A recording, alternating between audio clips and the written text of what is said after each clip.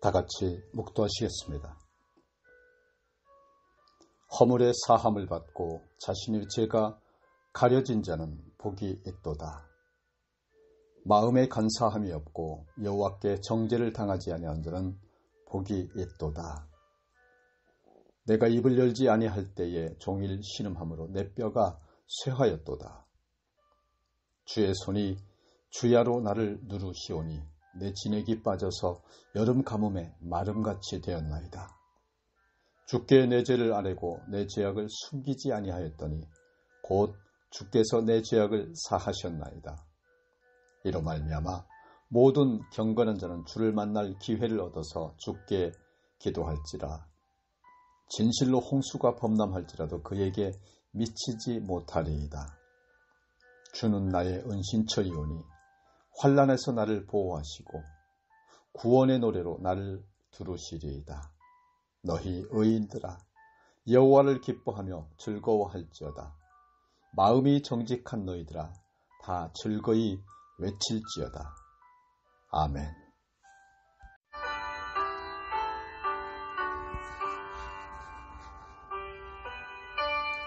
오늘 성경 말씀은 요한복음 21장 1절로 14절까지의 말씀입니다.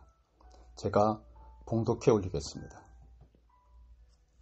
그 후에 예수께서 디베랴 호수에서 또 제자들에게 자기를 나타내셨으니 나타내신 일은 이러하니라. 시몬 베드로와 디두모라 하는 도마와 갈릴리 가나 사람 나다나엘과 세베대의 아들들과 또 다른 제자 둘이 함께 있더니 시몬 베드로가 나는 물고기 잡으러 가노라 하니 그들이 우리도 함께 가겠다 하고 나가서 배에 올랐으나 그날 밤에 아무것도 잡지 못하였더니 날이 새어갈 때에 예수께서 바닷가에 서셨으나 제자들이 예수이신 줄 알지 못하는지라. 예수께서 이르시되 얘들아 너희에게 고기가 있느냐? 대답하되 없나이다.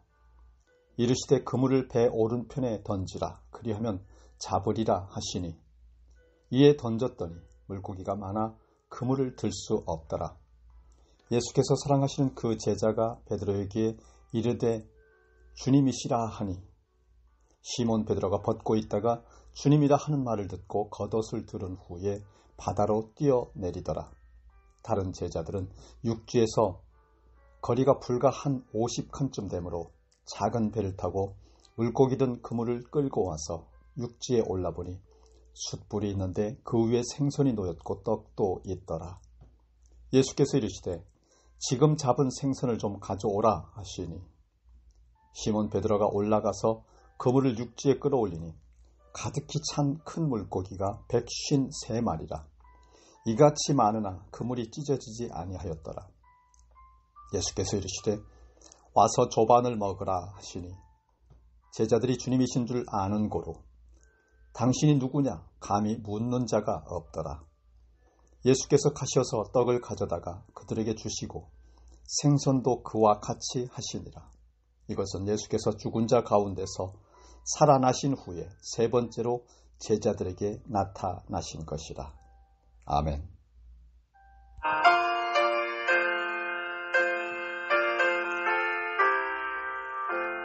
주와 같이 길 가는 것 즐거운 일 아닌가. 우리 주님 걸어가신 발자취를 밟겠네. 한 걸음 한 걸음 주 예수와 함께 날마다 우리 걸어가리. 어린아이 같은 우리 미련하고 약하나 주의 손에 이끌리어 생명길로 가겠네.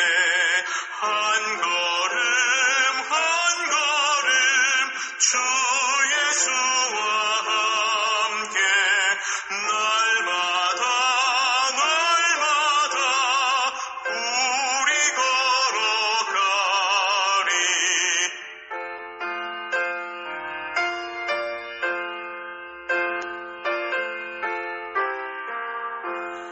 꽃이 피는 들판이나 험한 골짜기라도 주가 인도하는 대로 주와 같이 가겠네. 한 걸음 한 걸음 주 예수와 함께 날마다 날마다 우리 걸어가리. 예선지자의 녹같이 우리들도 전국에 들려 올라갈 때까지 주와 같이 걷겠네. 한 걸음 한 걸음 주 예수와 함께 날마다 날마다 우리 걸어가리.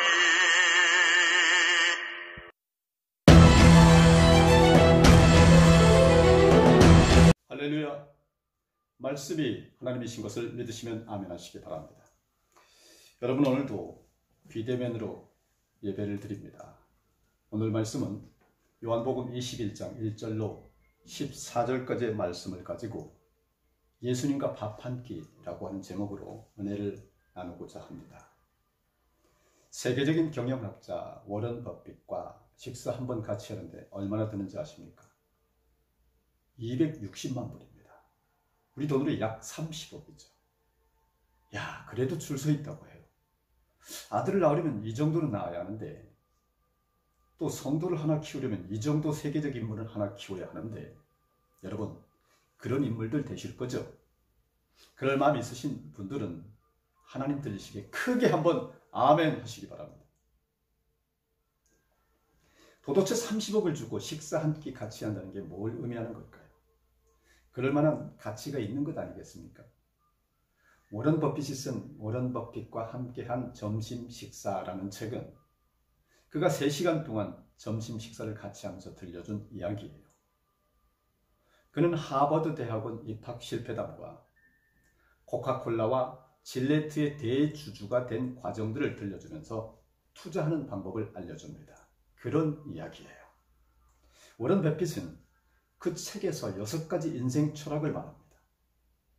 30억짜리 인생 철학, 과연 어떤 이야기들일까요? 놀랍게도 여러분, 아주 평범합니다.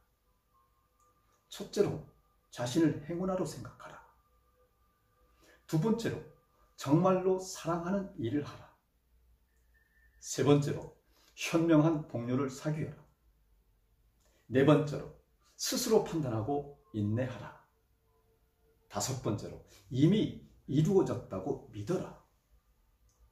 여섯 번째로, 베풀며 검소하게 살아라.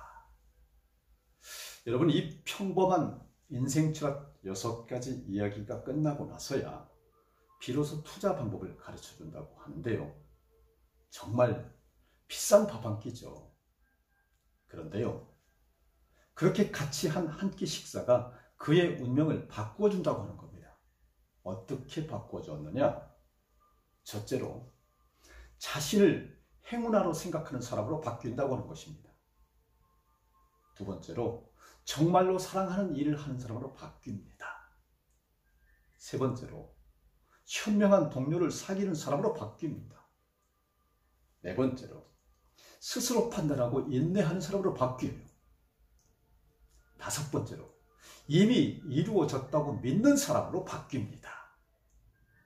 여섯 번째로, 베풀며 검소하게 사는 사람으로 바뀐다라고 하는 사실입니다. 30억 가치 있네요. 오늘 본문은 베드로가 부활의 주님과 함께 아침 밥 한 끼 같이 하면서 사도가 되어간다 하는 이야기입니다. 그야말로 한 끼 식사의 운명이 바뀌는 장면인 거죠. 여러분, 부시 미국 전 대통령은 정치 자금을 모금하는 방법이 아주 독특했다고 합니다. 백악관에 손님방을 만들어 놓고요. 그리고 정치 자금을 1억 원 정도 내면 그 방에서 하룻밤을 잘 수 있게 해준다고 합니다. 또 덤으로 대통령과 아침 식사까지 할 수 있게 했다고 하는데, 백악관에서 하룻밤을 자고 대통령과 식사를 한다? 아마 누구도 평생 잊지 못할 밤이 되지 않을까 생각되지 않습니까? 그런데 여러분, 예수님과 밥 한 끼 같이 하면 얼마나 좋은 일이 생기게 될까요? 오늘 저와 여러분이 은혜 받을 말씀이 바로 예수님과 밥 한 끼입니다. 다 같이 옆 사람에게 이렇게 말하세요. 사랑합니다. 예수님과 밥 한 끼 합시다. 여러분, 30억짜리 밥이 아니라 300억짜리 밥입니다. 인간 워런 버핏과 밥 한 끼가 30억이니까 예수님과 밥 한 끼 하는 건 한 10배쯤 더해서 300억쯤 하지 않겠어요? 아니, 돈으로 환산할 수가 없죠. 그런데 순 공짜입니다. 여러분, 훗날 우리는 천국에서 베드로와 만나게 될 것입니다. 그때 저는 베드로 사도와 천국 커피를 한 잔 마시면서 이렇게 물어볼지 모르겠어요.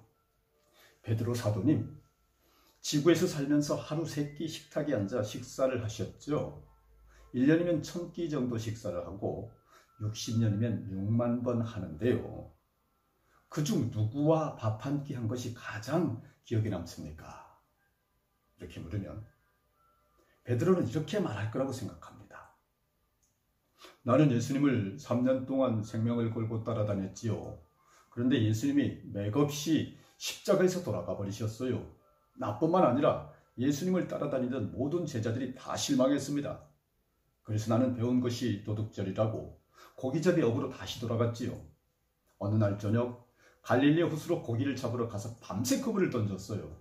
그런데 그날따라 웬일인지 한 마리도 못 잡았습니다. 3년 동안 고기 잡는 기술이 줄어들었나 생각했죠. 그때 누군가 오른편에 그물을 던지라 라고 하는 거예요. 무심코 그물을 오른편에 던졌습니다. 그랬더니 그물이 찢어질 정도로 고기가 잡혔어요. 큰 고기로 모두 153마리였습니다. 이상하다 생각하고 있는데 예수님이 살아서 돌아오신 거예요. 너무 놀라 기절할 뻔했습니다. 그때 예수님은 이미 숯불을 피워놓고 우리를 기다리고 있었어요. 부활하신 예수님과 고기를 구워 먹었죠. 감동적이고 멋진 조반이었습니다.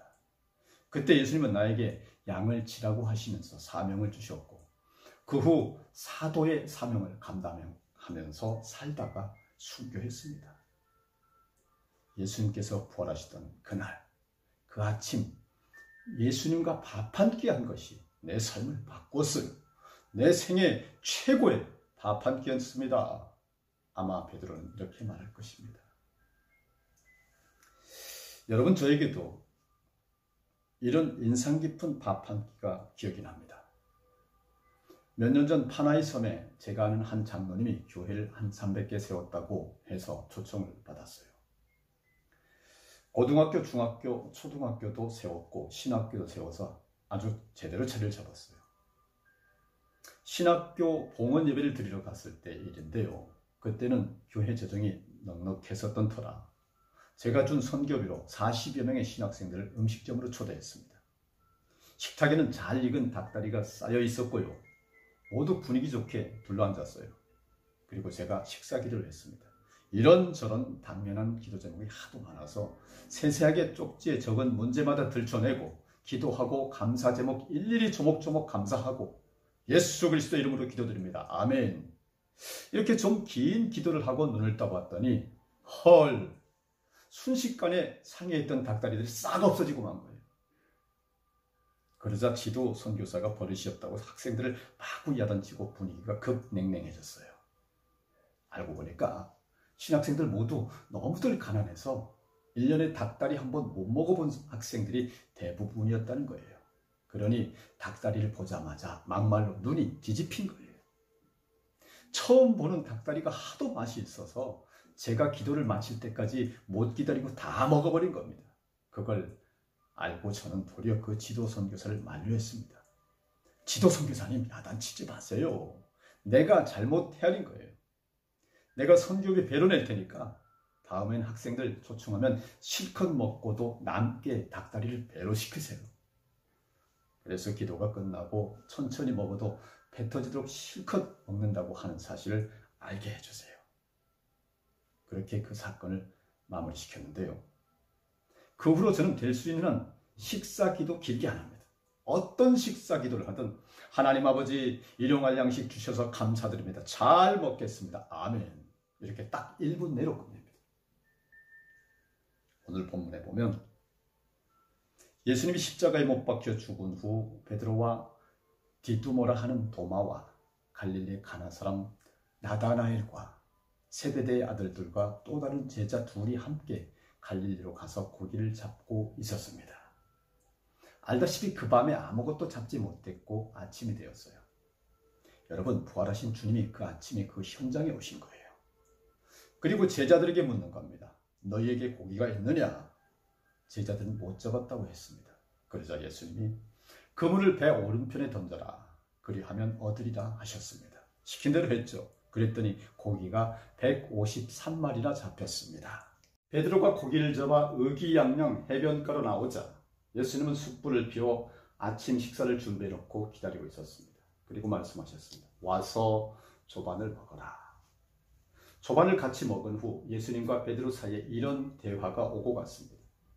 요한의 아들 시몬아, 내가 이 사람들보다 나를 더 사랑하느냐? 주여, 그러하외다.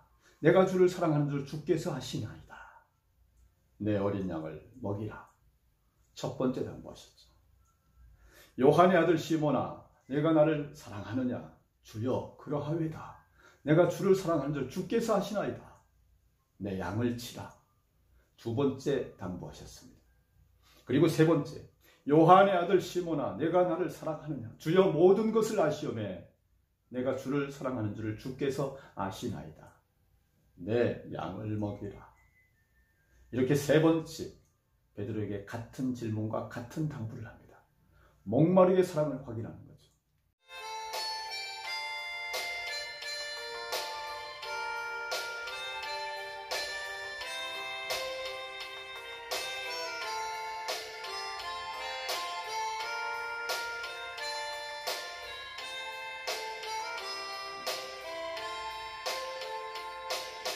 요한의 아들 시몬아, 내가 다른 사람들보다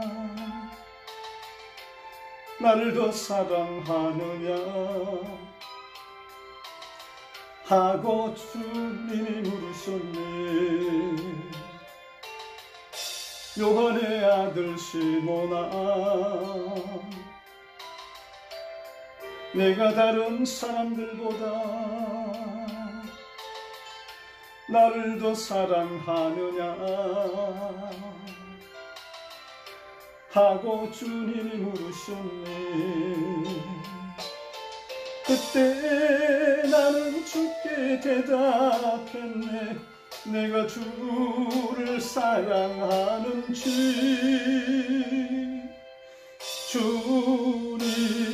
주님께서 아십니다. 주님께서 내 마음 아시리. 여러분, 역사상 가장 위대한 사도가 누구일까요? 말할 것도 없이 바로 베드로죠. 그 베드로가 위대한 사도가 된 것은 이렇게 여러분 예수님과 밥 한 끼 먹었기 때문입니다. 베드로가 예수님과 식사 한 끼 같이 하면서 인생이 이렇게 바뀌었는데 누구와 밥 한 끼 하느냐가 하는 건 정말 중요한 거예요. 오늘 본문 12절, 예수께서 가라사대 와서 조반을 먹으라 하시니 제자들이 주님이신 줄 아는 고로 당신이 누구냐 감히 묻는 자가 없더라 라고 했습니다. 안다고 할 때에 그 원어는 체험적으로 아는 것을 말하는 것이지 지식적으로 아는 것을 의미하지 않습니다. 제자들은 예수님과 조반을 같이 하며 예수님이 부활하신 것을 확실히 안 거예요. 그리고 큰 사도가 된 것입니다. 보이는 것이 전부가 아닙니다. 안 보이는 세계가 더 큽니다. 우리는 겨우 심리까지만 봅니다. 끝없이 넓은 우주를 전혀 보지 못합니다. 들리는 소리만 소리가 아닙니다. 안 들리는 소리가 더 크고 더 많습니다. 여러분, 이 우주 공중에 얼마나 많은 소리가 돌아다닙니까? 수많은 사람들의 전화와 전파와 각양의 파동과 파장이 온 공중에 거미줄처럼 퍼져 있습니다. 성도는 그 중에서 하나님의 소리를 들을 수 있어야 합니다. 오늘 여러분, 선포되어지는 말씀을 통하여 거룩하신 하나님의 소리를 들으시기를 주 예수 그리스도 이름으로 축원합니다. 한 사람이 신문사를 찾아와 광고를 접수하고자 합니다. 내가 종교를 만들고 싶으니 교주라는 광고를 부탁합니다. 이 말에 직원이 뭐라고 했을까요? 네, 그러시면 예수님처럼 죽었다가 다시 살아나십시오. 그러면 신문에 광고를 내드리겠습니다. 그 뒤로 그 사람은 다시 볼 수 없었다고 합니다. 여러분, 죽었다고 살아나야, 적어도 죽었다가 살아나야 교주가 됩니다. 그래야 교주라고 할 수 있죠. 세상의 모든 교주 중 죽었다가 다시 살아난 교주는 예수님뿐입니다. 부활 후에 세계에 들어가 영원히 살 것을 아는 사람만이 인생관이 바뀝니다. 모세는 궁중에서 아주 호화롭게 잘 살 수 있었습니다. 하지만 장차 하나님 나라에 들어갈 것을 알고 궁중을 나와서 자기 백성과 함께 고난의 길을 걸어갔습니다. 고난이 영광임을 모세는 믿은 거죠. 또한 바울도 장차 받을 영광을 바라보며 이 세상 고난을 감수하면서 살았습니다. 그들처럼 저와 여러분도 고난 가운데 이루시는 하나님 아버지의 영광을 믿으시기를 주 예수 그리스도 이름으로 축원합니다. 베드로는 부활하신 예수님과 밥 한 끼 하면서 인생관이 완전히 바뀌었습니다. 어떻게 바뀌었습니까? 사람이 죽으면 다시 사는 것을 눈으로 똑똑히 확인했습니다. 그리고 자기도 죽으면 부활할 것을 믿었어요. 이렇게 믿었기에 순교의 길을 갈 수가 있었던 것입니다. 베드로는 부활하신 예수님과 밥 한 끼 하며 완전히 삶이 바뀌었습니다. 길이 아니라 삶이 바뀌었어요. 겉이 아니라 속이 바뀌었어요. 우리가 눈여겨볼 것은 본문 12절 하반절에 감히 묻는 자가 없더라 라고 하는 대목입니다. 부활의 주님을 만난 제자들은 맞아요, 틀려요, 감히 아무도 묻는 자가 없었습니다. 베드로는 원래 말이 많은 제자였어요. 그런데도 한마디 의심의 말도 못했어요. 왜 그랬을까요? 너무나 아팠기 때문입니다. 도대체 뭐가 그렇게 아파서 아무 말도 못하고 침묵을 지키고 있었을까요? 첫째로 충격 때문입니다. 분명히 죽었던 사람이 살아 돌아왔어요. 충격받지 않을 사람이 없죠. 제가 만약 30년 전 돌아가신 어머니께서 살아 돌아오셨다고 한다면 충격에 입이 막혀 아무 말도 못했을 것입니다. 두 번째, 놀라움입니다. 베드로가 아무 말도 못하고 있었던 것은 놀라움의 감정이 컸었기 때문입니다. 부활하신 주님이 갈릴리까지 오셔서 고기잡이 현장에 계셨어요. 어떻게 안 놀랄 수 있겠습니까? 세 번째로 반가움입니다. 베드로가 감히 아무 말도 못한 것은 너무나 반가운 감정이 있었던 겁니다. 죽었던 스승이 살아서 돌아왔어요. 얼마나 반갑고 기뻤겠습니까? 그러니 아무 말도 못했던 거죠. 네 번째로 아픔 때문입니다. 베드로가 아무 말도 묻지 못하고 침묵하고 있었던 것은 너무 아팠기 때문이에요. 도대체 무엇이 베드로를 그토록 아프게 했을까요? 숯불을 보고 아팠을 것입니다. 베드로가 숯불과 연관을 맺은 첫 사건은 요한복음 18장에 나옵니다. 예수님께서 로마 병정들에게 붙잡혀서 신문을 당하고 계셨어요. 제자들은 다 도망쳤고 베드로만 멀찌감치 서서 예수님을 따르고 있었는데 그때 종과 하속들은 날이 너무 추워 숯불을 펴놓고 불을 쬐고 있었습니다. 요한복음 18장 18절에 기록된 바 그때의 추운 고로 종과 아랫사람들이 숯불을 피우고 서서 쬐니 베드로도 함께 서서 쬐더라. 여러분, 예수님을 죽이려는 자들이 쬐고 있는 숯불에 베드로도 같이 동참하였던 것입니다. 제자라는 신분을 망각했던 거예요. 예수는 고통당하고 계신데 그 고통을 준 자들과 같이 춥다고 숯불을 쬐고 있었던 것입니다. 베드로가요. 그러니 베드로 스스로가 예수님이 자신을 위해서 숯불을 지피시고 계시는 그것을 보고 얼마나 가슴이 찢어졌을까요? 여러분, 우리는 교회와 목회자와 교회를 지키려는 성도가 고통당하고 있을 때에 춥다고 숯불을 쬐고 있는 교회를 핍박한 무리들과 같이 불을 쬐고 있었지는 않았었나요? 다른 사람이 고통을 당하고 있을 때에 세상을 즐기고만 있지는 않았었나요? 성경은 이렇게 기록하고 있습니다. 서서 쬐니 베드로도 함께 서서 쬐더라. 이름을 대면 아는 유명한 목사님이 아산병원에서 암수술 3번을 받고요. 사경을 헤매고 있을 때의 일입니다. 우리 무지개 예수치유 성회에 참여하시겠다고 해서 문병차 병실에 찾아갔어요. 조 목사 어디 갔다 왔어? 보고 싶었어. 그는 다 죽어가는 초췌한 얼굴로 저에게 원망조로 물었습니다. 마침 제주도 치유사역 집회차 갔다 왔을 때라서 사실대로 말했습니다. 제주도에 사역 다녀왔습니다. 그 목사님은 쓸쓸한 억지 미소를 지으시며 이렇게 말했습니다. 나는 사망의 음침한 골짜기를 헤맬 때, 야, 조 목사는 푸른 춘향을 다녔구나. 아직도 그 말이 귀에 생생합니다. 목사님은 한 달 후 돌아가셨습니다.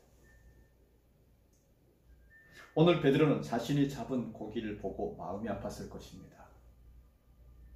베드로가 예수님을 처음 만났을 때도 오늘과 똑같은 상황이었습니다.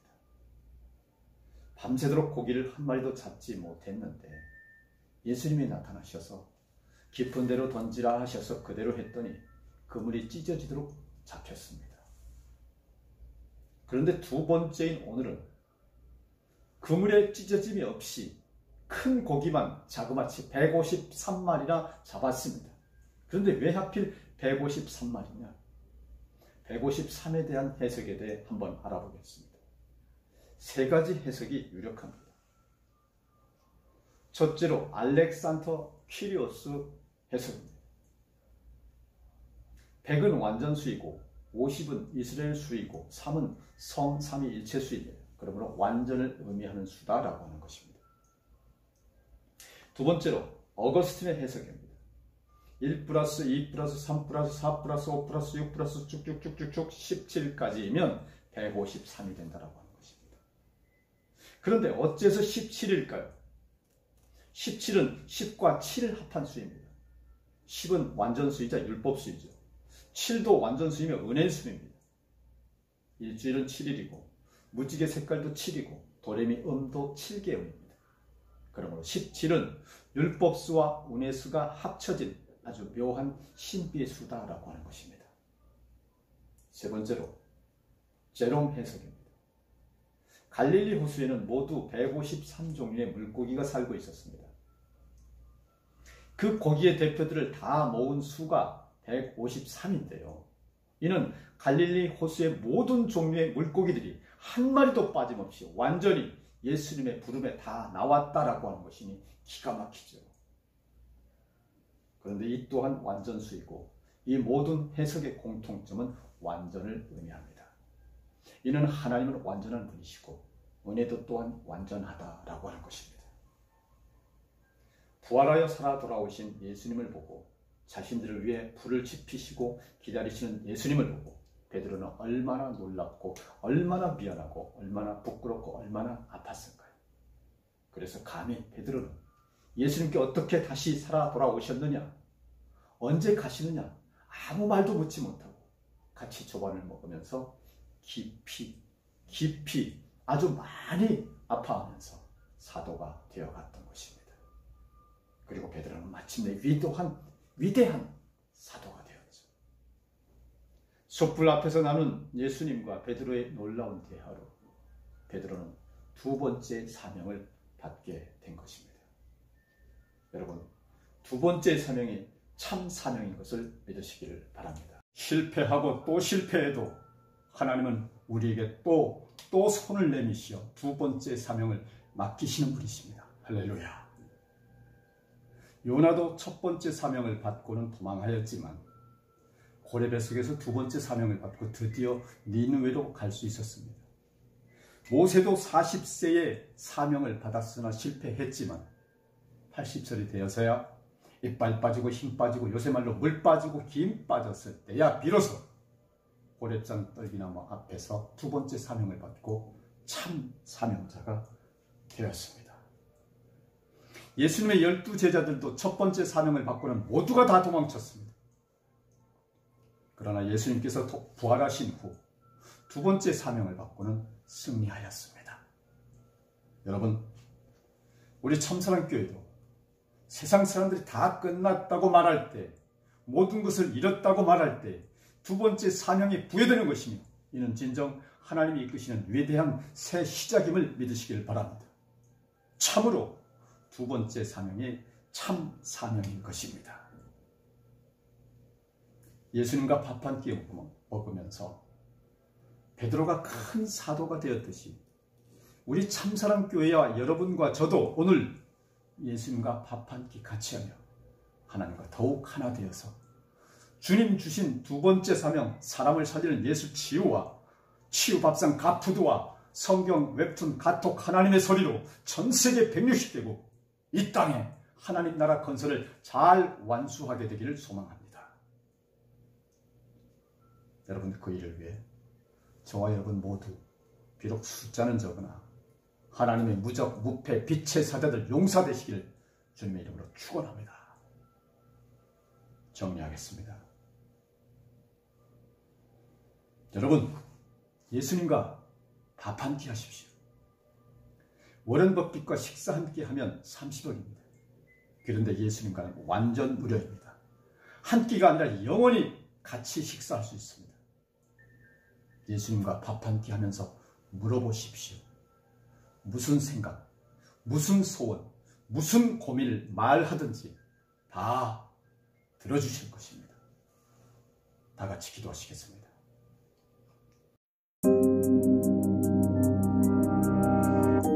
여호와는 나의 목자시니 내가 부족함이 없으리로다. 은혜와 사랑이 충만하신 하나님 아버지, 오늘 주님 주신 말씀, 예수님과 밥 한 끼 기쁘게 받아먹고 마심에 감사드립니다. 하나님의 은혜와 사랑을 생각할 때 하늘을 두루마리 삼고 바다를 먹물 삼아도 다 기록할 수 없음을 고백합니다.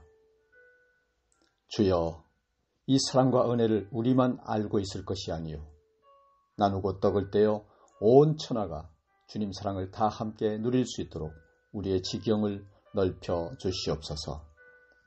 온 누리, 온 인류가 예수님의 밥 한 끼의 축복에 숟가락 하나 얹고 다 동참할 수 있도록 우리 성도님들, 사역자님들 하는 일마다 잘되게 하시며 모두 세계를 품고도 남을 넉넉한 가슴과 배짱과 지혜와 무한 은혜, 무한 사랑 넘치도록 허락하여 주시옵소서.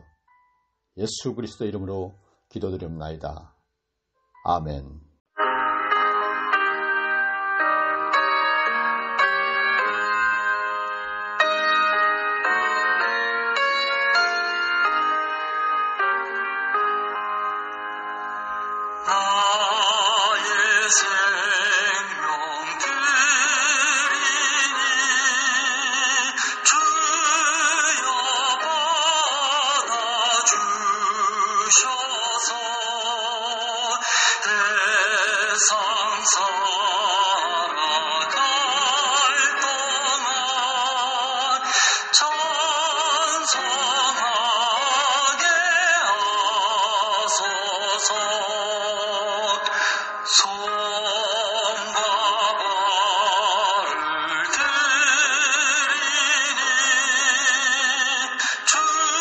주여 받아주셔서